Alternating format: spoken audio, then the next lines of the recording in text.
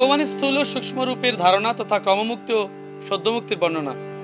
তৃতীয় অধ্যায়, দ্বিতীয় স্কন্ধের। শ্রী শুকদেব বললেন, শ্রী শুক উবাচ,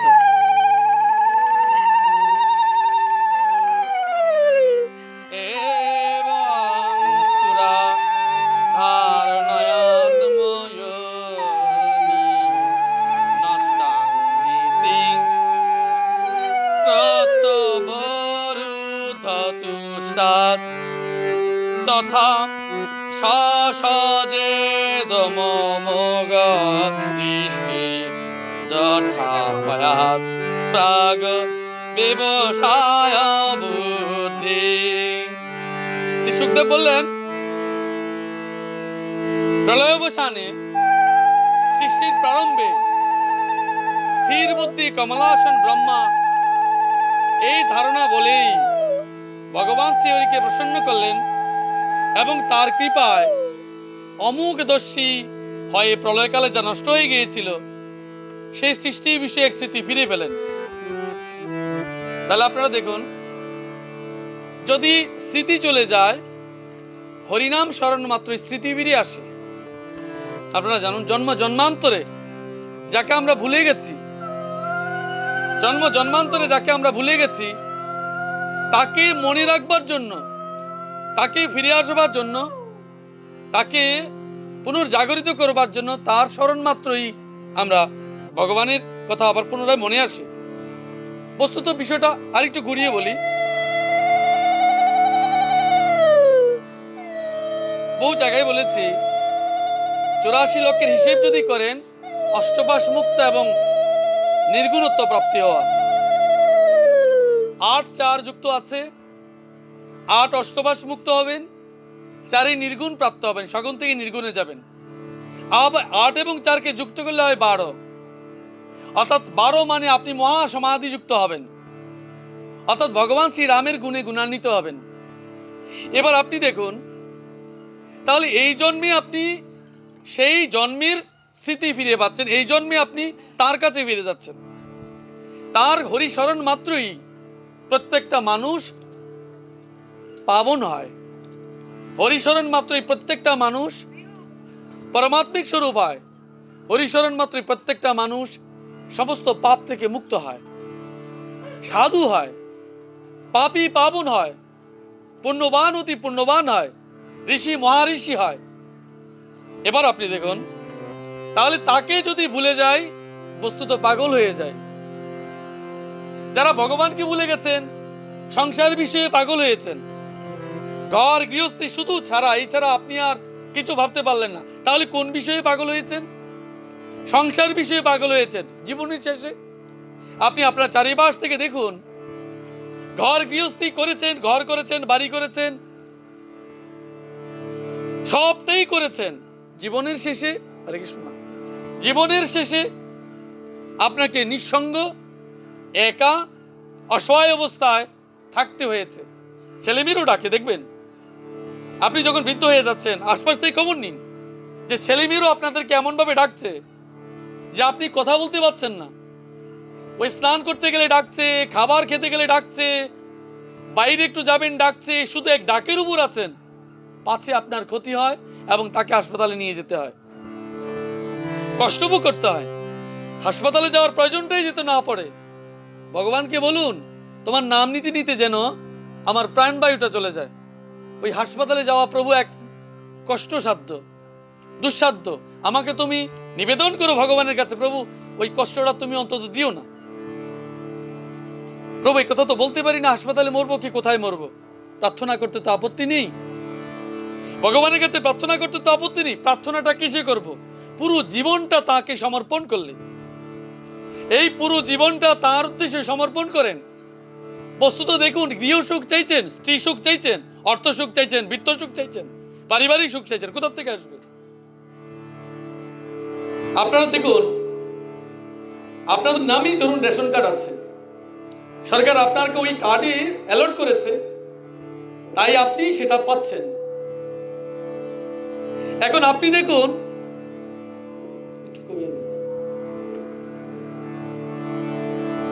আপনার নামে যদি অ্যালট না হয়,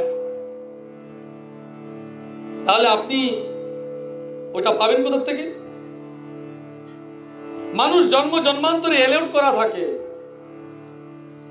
পূর্ব জন্মে যদি অ্যালট না করেন এই জন্মে আপনি কিচ্ছু পাবেন না, আপনাকে দুঃখ কষ্ট ভোগ করতে হবে।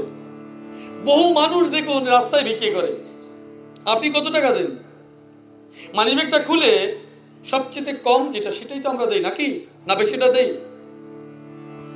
বলি যদি না থাকে, বড় নোট থাকে, বলি ভাঙতে নেই, মাকে ওকে ফিরিয়ে দিলাম, এই তো আমরা করি নাকি? অন্যটা করি। আমি সত্য বলছি। কেন?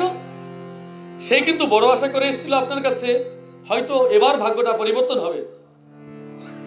আপনারা দেখুন রবি ঠাকুরের একটা লেখা আছে গীতাঞ্জলি নং 50-তে। কি লেখা ছিল? আমি ইংরেজিতে লাইনগুলো বলছি না, কবিতা দেখুন, বাংলায় বলছি, সেটা শুনুন, যথাযথ না হতে পারে, আপনারা বুঝে নেবেন। যে এক ভিখারি বিক্রি করতে বেরিয়েছে, তার সামনে একটা সোনার রথে চড়ে একজন দিব্য পুরুষ এসছে, আসলে ভগবান এসেছিল। ভিখারি ভাবলেন এবার হয়তো তার জীবনের দুঃখের দিন শেষ হয়েছে, তিনি তার কাছ থেকে সব চেয়ে নেবেন। কিন্তু অবাক করার বিষয় হচ্ছে কি জানো? তিনি তার কাছে হাত পেতে বসলেন। রবি ঠাকুরের বিখ্যাত কবি গীতাঞ্জলি নং 50, আপনারা পড়ে দেখবেন। হাত পেতে বসেছেন, অবাক হয়ে গেছে ভিখারি, এই যে সোনার রথে চড়ে সেই পরম দূত দিব্য মানুষটি কিনা আমার কাছে আবার ভিক্ষে চাইল। তখন তিনি বললেন কি, অত্যন্ত ব্যথিত হৃদয়ে একেবারে তার থলি থেকে ছোট্ট শস্যকণাটা তার হাতে তুলে দিল। দিনের শেষে যখন বাড়ি ফিরে তিনি গেলেন, তার শস্যটা যখন ঘরে আমরা কি করি, ব্যাগ খুলে উপর করে রাখি তো সবটা, যখন রাখলেন তখন দেখলেন যে তিনি ওই ছোট্ট শস্যকণাটা সোনার কণায় পরিণত হয়েছে। অবাক হবেন আপনারা। তাহলে ভগবান আমাদের কাছে প্রত্যাশা করে, তিনি ভেবেছিলেন যদি সবটা দিতেন তাহলে সবটাই সোনার হয়ে যেত। Without complete surrender nobody can get Lord Krishna. Absolute surrender চাই, অ্যাবসলিউট সারেন্ডার ছাড়া আপনি তাকে পাচ্ছেন না। আপনি বিষয় চিন্তা রাখছেন ভগবানের কাছে, যদি ভাগ্যে না থাকে বাড়িঘর বিক্রি করে চলে যেতে হবে। ভাগ্যটাই পরম বস্তু। যদি থাকে, আপনি হিসেব করে দেখুন, জগতে যতজন যেভাবে উঠেছেন আপন কর্ম বলে কর্মযোগী হয়ে, কর্মঋষি হয়ে, তিনি করেছেন কি, নির্মাণ করেছেন নিজেকে।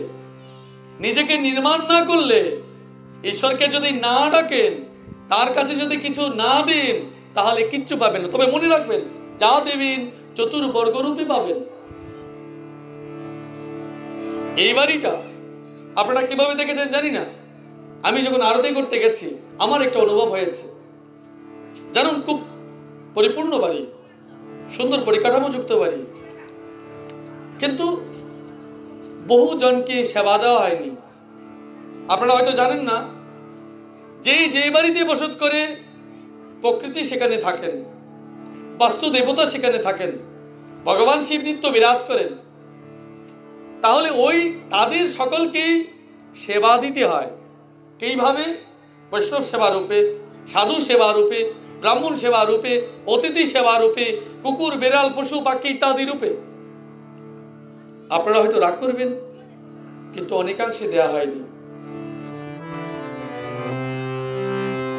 যদি না দেন তাহলে ক্রোধ প্রশমিত হবে না, যদি না দেন তাহলে বিশৃঙ্খলা নরম হবে না, শান্ত স্নিগ্ধ সৌম্য হবে না, আপনি প্রেম এবং শাশ্বত বস্তুর অনুভূতি করবেন না।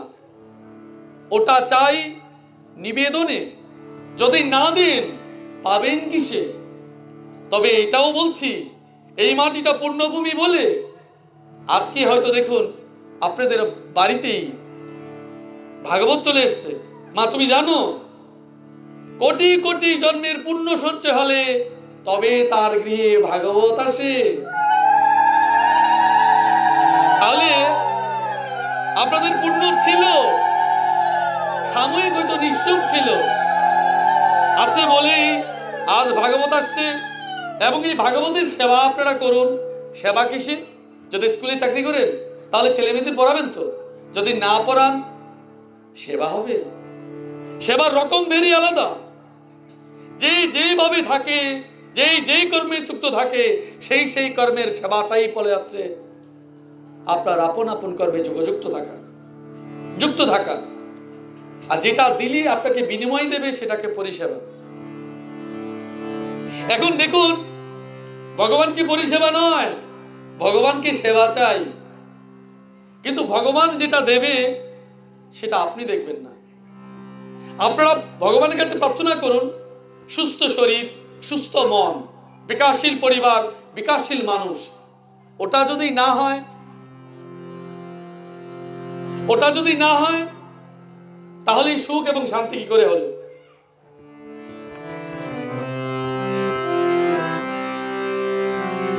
হরে কৃষ্ণ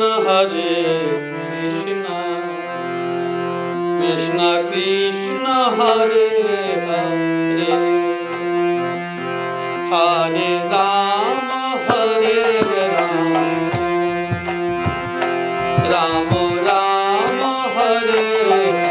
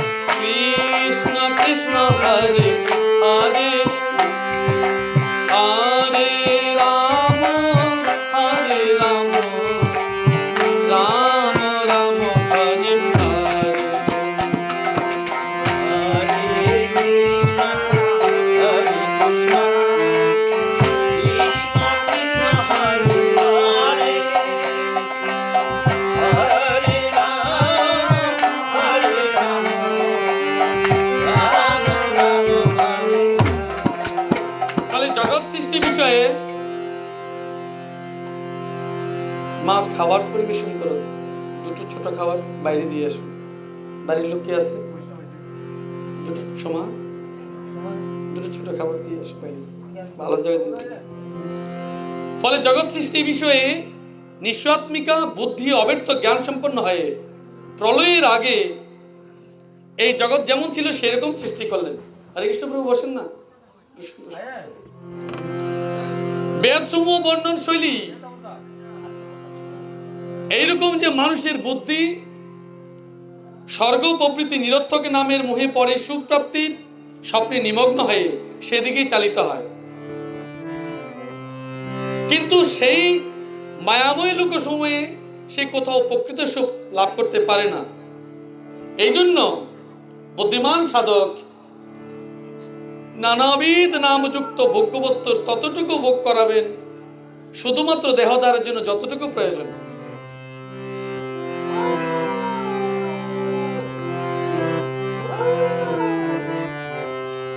বুদ্ধিমান সাধক বলছেন ততটুকুই ভোগ করবেন যতটুকু প্রয়োজন। আজকাল দেখুন, যদি অধিক ভোগ করেন তাহলে রোগে যুক্ত হবেন না। অধিক ভোজনকারী এবং একেবারে কম ভোজনকারী, অধিক নিদ্রাকারী আর একেবারে অনিদ্রাকারী, এদের কারোরই সাধন ভোজন হয় না।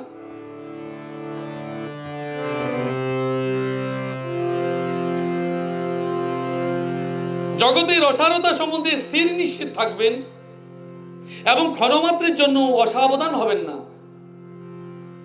একটুখানি সময় দেখুন, অনেক সময় আমরা যখন প্রসাদ নিবেদন করি ওই সময় আপনারা চলে যান, যখন মাহাত্ম্য পাঠ হয় ওই সময় আপনারা চলে যান। এটা অবশ্যই জানবেন, বিশেষ বিশেষ সময়গুলোতে আপনাদের থাকতে হয়। মা, যে মুহূর্তে ভগবান এলো সেই মুহূর্তে যদি তুমি না থাকো তার দর্শন লাভ কি করে সম্ভব হবে?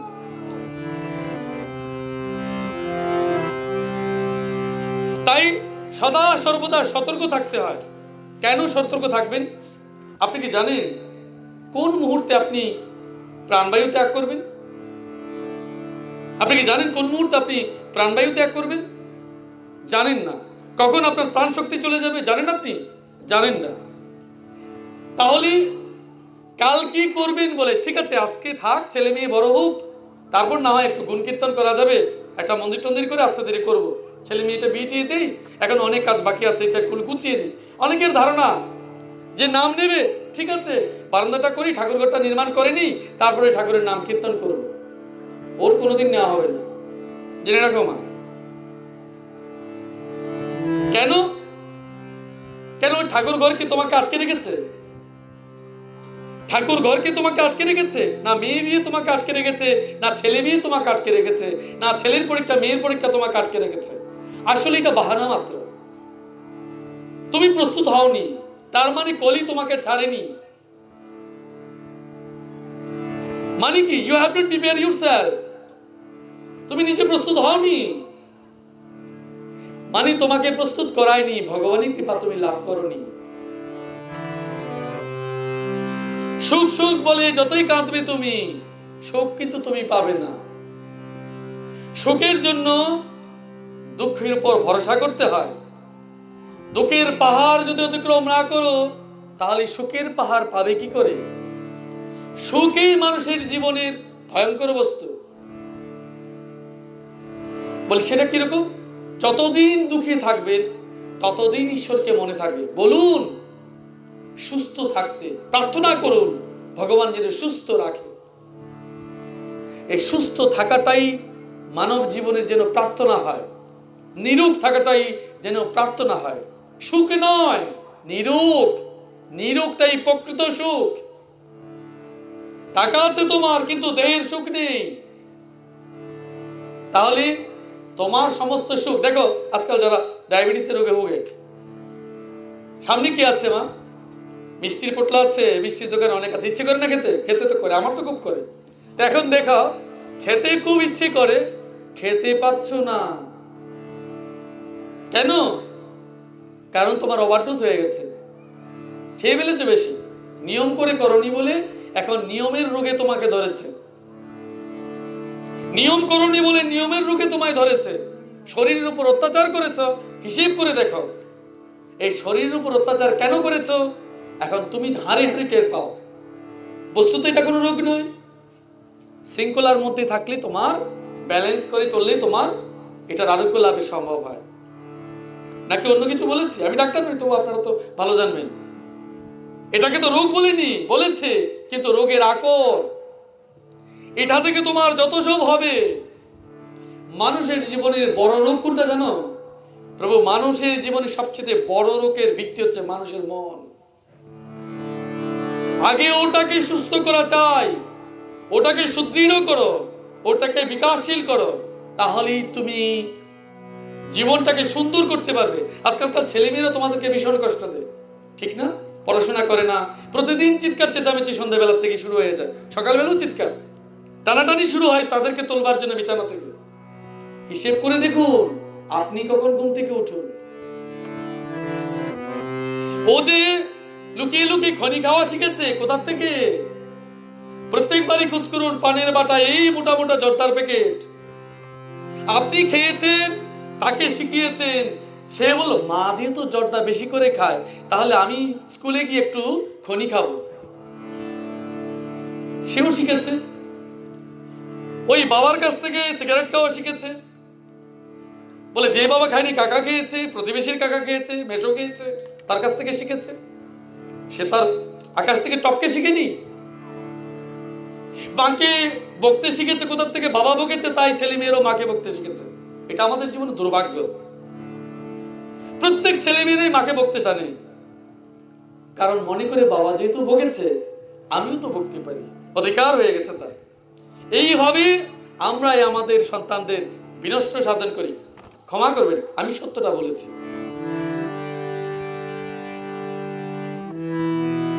নিজের চরিত্রটাকে ঠিক করাই মানুষের জীবনের মূল সম্পদ। ওটা কখনো করবেন না।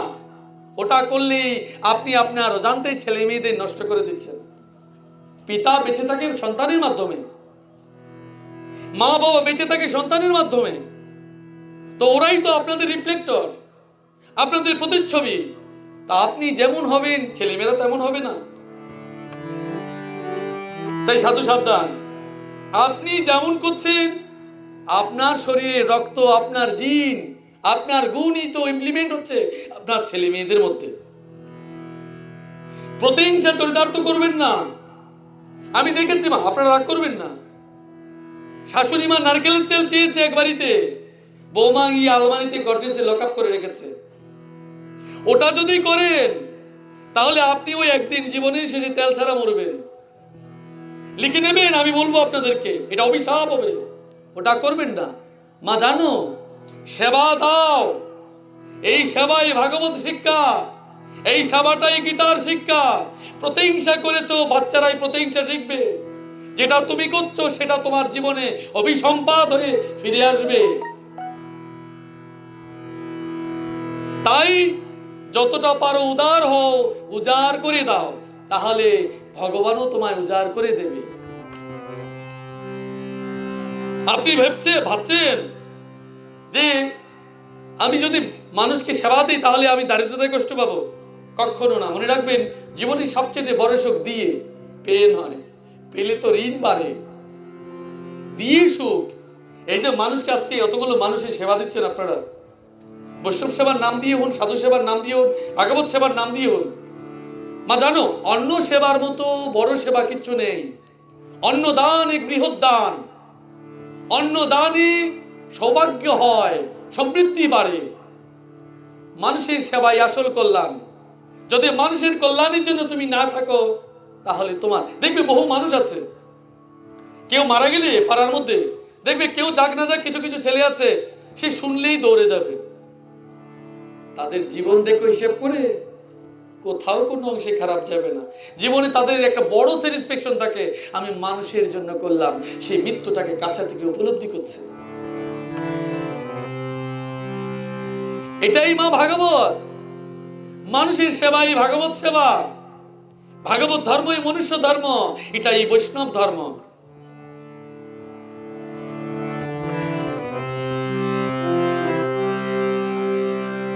দেহযাত্রা নির্বাহের জন্য বস্তু সামগ্রী কর্মফলবশত শতই প্রাপ্ত হলে বস্তু উপার্জনের পরিশ্রম ব্যর্থ মনে করে তার জন্য কোনো চেষ্টা করবেন না। এই সুবিস্তৃত ভূমিসজ্জায় সুখে নিদ্রা হলে সেই সুখ নিদ্রার জন্য দুঃখ ফেননীব শয্যাযুক্ত পালঙ্কের কি প্রয়োজন? ভগবত কৃপায় শতসিদ্ধ বাহু থাকতে বালিশের কি প্রয়োজন? মা ভগবান যে কথা বলছেন, সুখদেব যে কথা বলছেন, অত্যন্ত দুঃসহ জীবনের কথা বলছেন। তোমরা পারবে, সহ্য করতে পারবে না? বলছেন হাতের বাহু যদি থাকে, আমি মা তোমাদেরকে ভয় দেখাচ্ছি না, একটা সত্য জানি, এক্সট্রিম ট্রুথ, যেটা আমি প্রত্যক্ষদর্শী। একজন ভদ্রলোক, যিনি, আমি বলবো না ওনার কর্মস্থল কোথায় ছিল, যেহেতু রেকর্ড হচ্ছে আমি বলবো না। আপনি জানুন, ওই যে তোমাদের ইট আছে, ইট, ওটার মধ্যে গামছা দিয়ে শুয়েছিল রাত্রিবেলায়। দীর্ঘ 15-20 বছর পরে, 25 বছর পরে ওনার এক মেয়ে ডাক্তার হয়েছে, এক ছেলে ডাক্তার হয়েছে। একজন তোমার অ্যাকাউন্টেন্সি কমপ্লিট করেছেন, জীবনের শেষে ব্রিক ফেল দিয়েছেন, অনেক কিছু করেছেন, কোটি কোটি টাকা করেছেন, বাড়িঘর নির্মাণ করেছেন অট্টালিকায়। মা জানো এখন, প্রভু এখন জানো কি হয়েছে? এখন কি হয়েছে জানো? সবটা বিক্রি করে দিয়েছে, কিচ্ছু ধরে রাখতে পারেনি। সুখ নিদ্রায় গিয়েছিল, আমি প্রত্যক্ষদর্শী। কোটি কোটি টাকা দেনা হয়েছে, ঋণ হয়েছে এখন তার। আমি প্রত্যক্ষদর্শী। ওনাকে আমিও বলেছিলাম যে আপনি ভগবানের শরণে যান, যায়নি। ওনার কাছে মনে হয়েছিল ভগবানের শরণে যাওয়াটা ব্যর্থ প্রলাপ মাত্র, ব্যর্থ সময় নষ্ট করা। আমি রেকর্ড বন্ধ করে দিলে আপনাদেরকে অ্যাড্রেস দিয়ে দিতে পারবো, আপনারা দেখে আসবেন ওনাকে গিয়ে। ওনার স্ত্রী মারা গেছে কিছুদিন আগে, অতীব দুর্ভাগ্যের বিষয়। দেখুন প্রভু, অর্থের অহমিকায় যাবেন না। আসল সুখ সামান্যতে। যেভাবে আছেন এভাবে থাকুন। কালই একজন এসেছিল আমার কাছে, এসে বলছে দুটো বাড়ি আছে, আরেকটা বাড়ি করতে শহরের মাঝখানে। আমি জিজ্ঞেস করলাম কেন? কেন করবেন? আপনার দুটো মেয়ে, যে টাকাটা আছে ওদের নামে রেখে দিন। ওই বাড়িটা করলে আপনার কি চাইবেন? 3 থেকে 4 কোটি টাকা খরচ হবে। কেন করতে যাচ্ছেন? আমি বললাম করবেন না, আপনার মেয়ে দুটোর নামে লিখে দিন, ওনারা বেঁচে যাবেন বাকি জীবন। আপনি সবটা পুঁজি লাগিয়ে দেবেন তো আপনার থাকবে কি? প্রভু আমি তো বললাম, এবার বাকিটা আপনার ইচ্ছে। আমি তো আপনার ভগবান হতে পারবো না। আপনার ভাগ্যে কি আছে সেটা আপনি নির্মাণ করবেন। অতি লোভ মানুষকে ধ্বংস করে দেয়। অতি লোভ মানুষকে ধ্বংস করে দেয়। আপনি এখানে আছেন তো, এবার কালকে আপনার বোতলে যদি অল্প টাকা আসে, আপনার ভিতরে টাকায় পিরাপিরি দেবে বলে আমি শহরে গিয়ে মিউনিসিপ্যালিটির ভিতরে গিয়ে একটা বাড়ি করি। মানে ভূতে ধরেছে আপনাকে, আপনার ভিতরে ভূতে ধরেছে, পোকায় কামড় দিচ্ছে। আসলে পোকায় নাই, কলি আপনাকে কামড়াচ্ছে, কখন আপনাকে ধ্বংস করে দেবে। ও উল্লাস করে আপনি যখন দারিদ্রতায় থাকবেন।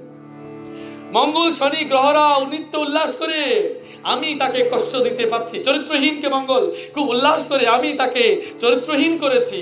শনি দুঃখময় হলে উনি বলছেন আমি শাস্তি দিতে পেরেছি, ও কষ্ট পাচ্ছে।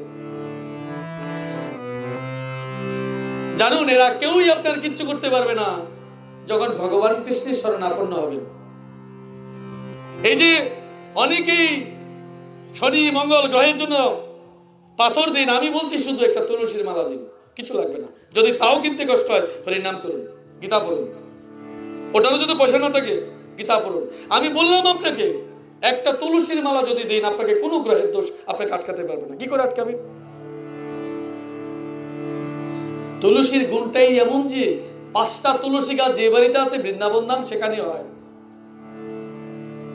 আপনি ধরুন আপনার সঙ্গে যদি আপনার ছোট্ট ছেলেটা থাকে, সে নিশ্চিত মনে বাজারে ঘুরছে, হাটে ঘুরছে, রাস্তায় ঘুরছে, খাল বিল সবটা ঘুরছে, আপনি তাকে কাঁধে করে হাতে করে যেভাবে পার করে দিচ্ছেন। বাবার কাছে থাকলে, বাবার সামনে দেখলে না মেয়ের ভয় না ছেলের ভয়, সঙ্গে তো বাবা আছে। কিন্তু বাকিদের কাছে থাকলে সদা ভয় থাকে। এজন্য আমাদের সকলের পরম পিতা যদি ভগবানের কাছে থাকেন, ভয় কি? ভগবান তো আছে। মিথ্যে বলছি? অনুধাবন করুন। যদি পিতার কাছে একটু থাকলে যদি ছেলেমেয়েরা ভয় পায়, তাহলে প্রভু আমাকে ক্ষমা করবেন।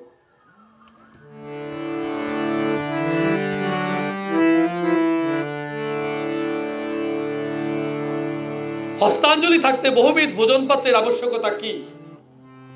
আপনারা জানেন দুপুরবেলা আমরা অনেক সময় দেখবেন জগন্নাথ বাড়িতে বা কোথাও একেবারে মুঠো মুঠো করে প্রসাদ দিয়ে দেন, ওই হাতেই দেন। ওই এক মুষ্টি প্রসাদে দেখবেন আপনার পেট ভরে গেছে। এটাই জগন্নাথের কৃপা। বৈষ্ণব সেবার প্রসাদ সামান্য খেলেই, সামান্যটুকু গ্রহণ করলে দেখেন পেট ভরে গেছে। আর অন্য সময় বাড়িতে এক থালা ভোজন করবার পরও আর একটু খেতে ইচ্ছে করে, কিন্তু দেখবেন ওই জায়গায় সামান্যতেই আপনার পেট ভরে গেছে। কেন? এটাই জগন্নাথের কৃপা। একবার মাত্র গুরুদর্শনে আপনার জীবনের সমস্ত পাপ দূরীভূত হয়ে যায়। বলেছে একবার মাত্র হরিনামে জীবনের সমস্ত পাপ মুছে যায়। কিন্তু যদি অন্তর থেকে না হয়, যদি মুখে মুখে বলেন, অন্তর থেকে বলেননি, তাই মূল বিশুদ্ধতা হচ্ছে অন্তরের। বাইরের বিশুদ্ধতা জীবনে কিছু হয় না, ওটা লোক দেখানোর জন্য, আপনার মনকে স্যাটিসফ্যাকশন করাবার জন্য। আসল বিশুদ্ধতা অন্তরে, ওটা করুন। সেবা দিন, ভগবানের নিত্য সেবাই বস্তুত আপনার সেবা। আপনি আপনাকে সন্তুষ্ট রাখবার জন্য ভগবানের নিত্য সেবা দিচ্ছেন। জানুন, এই দুটো হাত ভগবানের সেবার জন্য। যদি সেটা না দেন, তবে আপনি আপনার মাকে বৃথা কষ্ট দেওয়ার জন্য জন্ম লাভ করেছেন। বলকুল পরিধান করে অথবা বস্ত্রহীন অবস্থা দিগম্বর হয়ে জীবনযাত্রা নির্বাহ সম্ভব হলে আর বস্ত্রের প্রয়োজন কি? একবার জানুন, কলঙ্ক স্বামী নদীর ধার দিয়ে যাচ্ছিলেন। হঠাৎ করে এক দোকানে গিয়ে বলছেন, আমার একটা তাড়াতাড়ি একটা কাপড় দাও, একটা বস্ত্র দাও। উলঙ্গ অবস্থা থাকতেন, লোকটার বস্ত্রের প্রয়োজন হয়েছে কি? দেখুন, কেন জানেন? মানুষ তিনি দেখেননি। যারা আমরা আছি তারা অনেকটা কুকুরবত, পশুবত। আমাদের সামনে ওনাদের বস্ত্রের প্রয়োজন পড়ে না। আমরা তো আছি উলঙ্গ হয়ে। কিন্তু একজন শৈব ছিলেন, পরম ভক্ত, তার কাছে তো লজ্জা লাগবে, তাই তিনি বস্ত্র চেয়ে নিলেন। আপনি দেখুন, যদি শিক্ষকতার কাজ করেন, একজন শিক্ষকই আরেকজন শিক্ষককে অনুধাবন করে, একজন মাই আরেকজন মায়ের কষ্ট ভোগ করে, কষ্ট অনুধাবন করে, একজন পিতাই আরেকজন পিতার কষ্টটা অনুধাবন করে, একজন মানুষই আরেকজন মানুষের অনুধাবন করে। যদি মানুষ না হন, তাহলে তো অন্যের দুঃখ কষ্টটা আপনি জীবন অনুধাবন করবেন না। প্রতিমধ্যে কি জীর্ণ বস্ত্রখণ্ড পরে থাকে না? ক্ষুধার্তের জন্য, পরের জন্য জীবন দানকারী বৃক্ষ সকল ফল প্রদান করে সকলকেই প্রতিপালন করে নাকি? তৃষ্ণার্তের জন্য নদী, নদ, সরোবর, জলাশয় শুকিয়ে গেছে।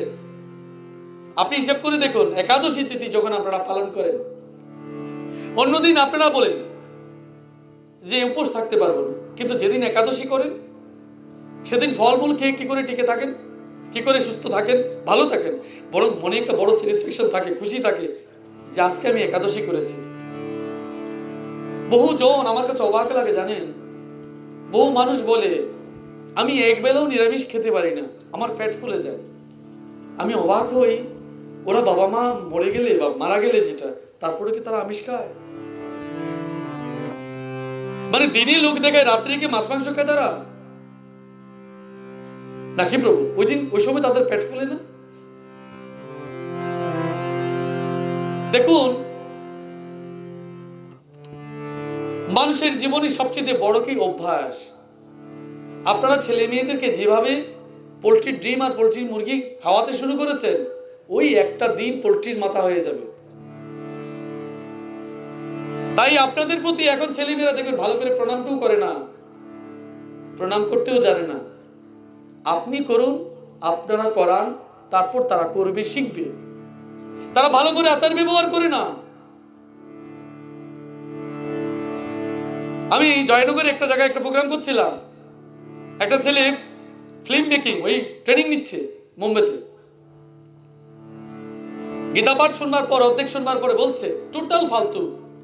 এই গীতা পাঠ নাকি একটা টোটাল ফালতু জিনিস। ওনার মা স্টুডেন্ট মাস্টার। আমার কাছে অবাক লেগেছে, গীতা টোটাল ফালতু জিনিস। বস্তুত আমি বুঝেছি ওই ছেলেটাই ফালতু হয়ে গেছে, কারণ গীতা বুঝবার ক্ষমতা তার নেই, গীতা বুঝবার অনুভূতিটুকু নাই, তার অনুভূতিটুকু নেই। আপনিটা সনাতন ধর্মের লোক, আপনি হিন্দু ধর্মের লোক, তাহলে আপনার বাড়িতে ভিত্তিটা কি হয়েছে?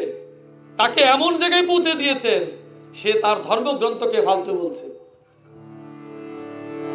বুঝেছেন এটা আপনি? যে ব্যক্তি গীতাকে ফালতু বলে, বস্তু তার বাবা মাকে গালি দিয়েছে, তার গুরুকে গালি দিয়েছে। আপনি বুঝুন তার সত্তাটুকু কোথায় গেছে। সে তো বস্তুত একটা অমানুষে পরিণত হয়েছে, কারণ তার মাই তো আমাকে ডেকে নিয়ে গিয়েছিল। তাহলে যে ব্যক্তি তার মাকে অবমাননা করে, আমি কি করে তাকে ভালো মানুষ বলতে পারি? আপনারাই বলুন। এই বুঝি আমাদের পড়াশোনা, এই বুঝি আমাদের শিক্ষা দীক্ষা।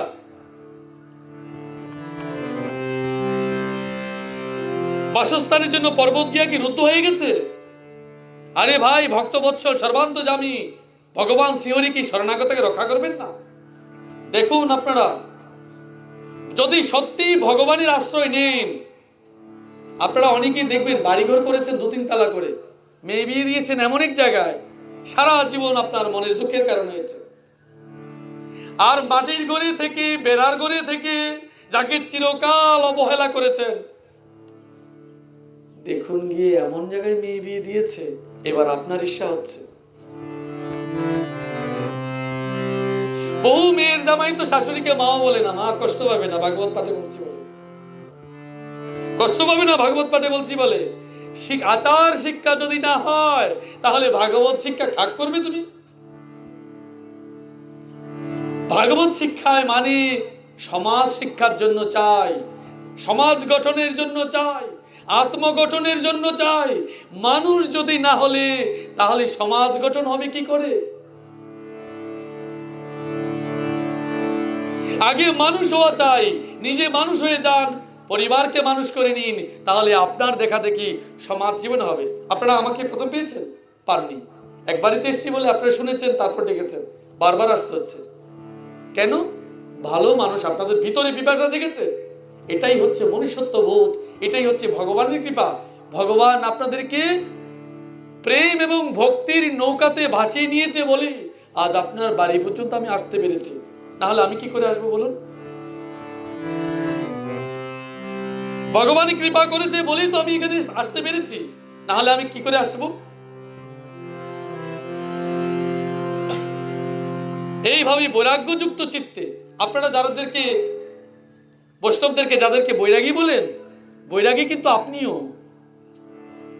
আপনারা মনে করেন যে তুলসীর মালা বা বস্ত্র পরিধান করে যারা ঘুরে তারা বৈরাগী, আপনি বৈরাগী নন? প্রভু আপনিও পরম বৈরাগী। কিভাবে? যদি আপনার বিষয়ে বৈরাগ্য থাকে, বিষয়েও আপনার বাসনা মুক্ত থাকে, যদি আসল সম্পদ হচ্ছে আপনার মনকে গঠন করা, পাঁচটা কর্মেন্দ্রিয়, পাঁচটা জ্ঞানেন্দ্রিয় যেটা আপনাকে চিরকালের জন্য যন্ত্রণা দিচ্ছে, ওকে নিয়ন্ত্রণ করুন, আপনার জীবনটাই সুন্দর যাবে, সাবলীল যাবে।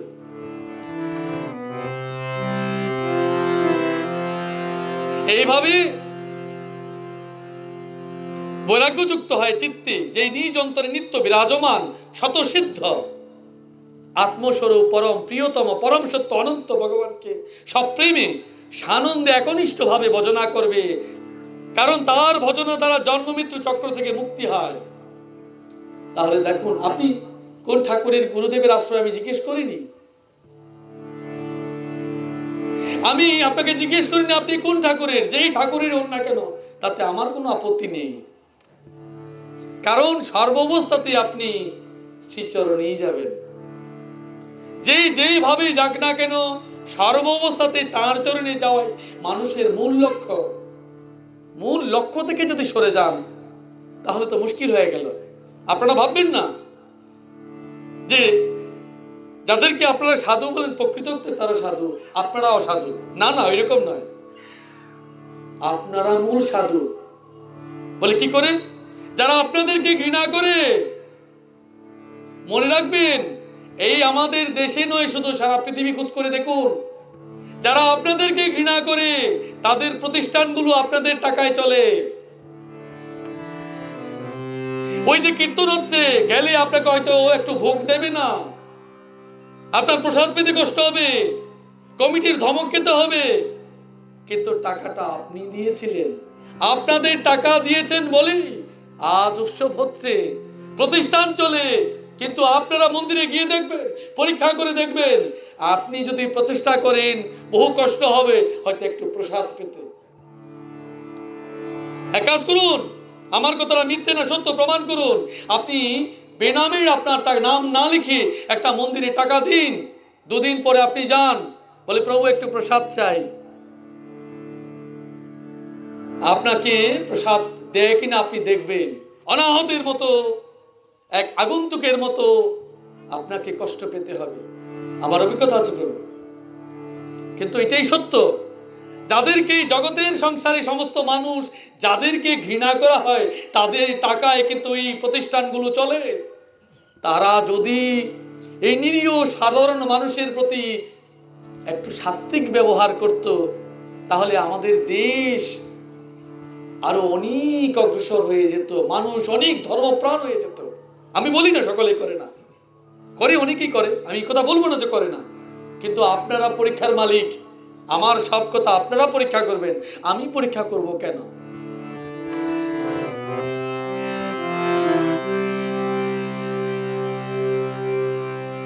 পশুদের কথা তো আলাদা, কিন্তু মানুষের মধ্যে এমন কি আছে যে এই সংসার বৈতরণীতে নিমজ্জিত, নিজ কর্মফল জনিত দুঃখ মুখে বিভ্রান্ত মানুষের লক্ষ্য করে ভগবানের চিন্তায় পরান্মুখ হয়ে অসৎ সংসার চিন্তায় বিষয় বুকে কালাতিপাত করবে?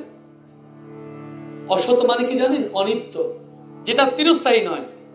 20 বছর 25 বছর সংসার করেছে, দামি দামি স্ত্রীকে শাড়ি গহনা কিনে দিয়েছে, ঠিক আছে মা, রাগ করো না, কিন্তু 26 বছরে হয়তো তিনি চলে গেলেন, মারা গেলেন।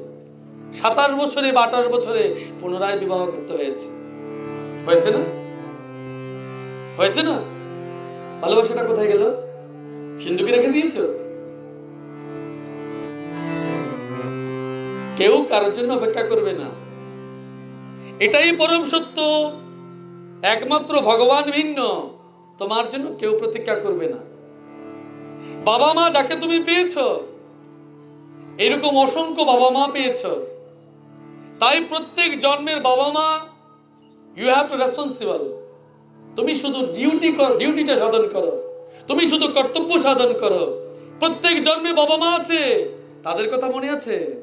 মনে নেই। এই জন্য ভাগবতে বলেছে যে বাবা মা তোমাকে কৃষ্ণ ভক্তি থেকে দূরে সরিয়ে নিয়েছে, তিনি বাবা মা নন, তিনি পিতা নন, তিনি মাতা নন, তিনি স্বজন নন, তিনি গুরুও নন, তিনি ইষ্টদেব নন। পঞ্চম স্কন্ধের 5ম অধ্যায়ের 18 নম্বর শ্লোক ভাগবতে বলে দিলাম আপনাদেরকে, খুঁজে দেখবেন। তাই এই জন্মে প্রত্যেক পিতামাতা, আপনারা জানুন, এই যে আমরা বাবা মা পেয়েছি, বহু মানুষ বাবা মায়ের ভালোবাসাও পায় না।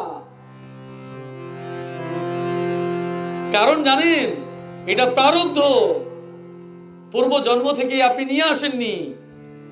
ওই যে মায়েদেরকে অনেক সময় আমি বলি, সন্তান যখন গর্ভে ধারণ করেন তখন অবশ্যই হরিনাম সংকীর্তন করবেন, ভাগবত পাঠ করবেন, কীর্তন করবেন, ভালো মানসিকতা নেবেন, ঝগড়া বিবাদ করবেন না, হিংসা করবেন না, প্রতিশোধের স্পৃহা নেবেন না, ভাগ বাটোয়ারা যাবেন না। গেলে সবটা গুণ মাতৃগর্ভের সন্তান পেয়ে যাবে। অভিমন্যু পায়নি? মা যদি ঘুমিয়ে না পড়তো তাহলে চক্রব্যূহ থেকে সে বেরোতে পারত, বেগুনে প্রাণটা তার যেত না।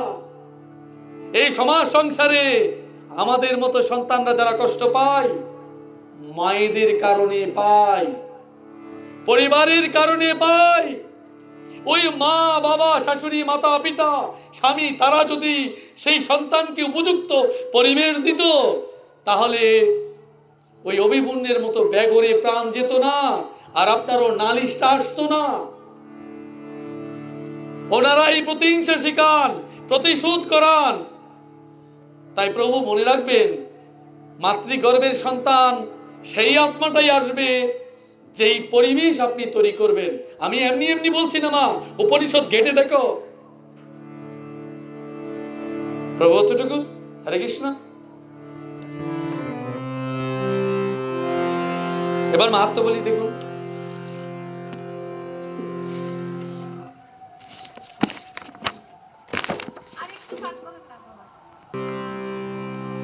মাহাত্ম্যে বলেছে, দেখো মা, এই কলিযুগে যত্র যত্র ভবেৎ পুণ্যং শাস্ত্রং ভাগবতং খলু তত্র তত্র সদেবাহং ভবামি তিদৃশীশঃ।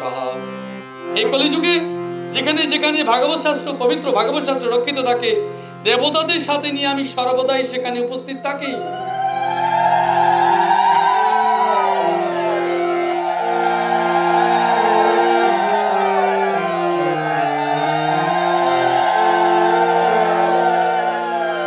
হে লোকেশ, যশ ধর্ম বিজয় প্রাপ্তির জন্য এবং পাপ ক্ষয় মুখ্য প্রাপ্তির জন্য ধার্মিক মানুষের সদাই আমার ভাগবত শাস্ত্র শ্রবণ করা উচিত।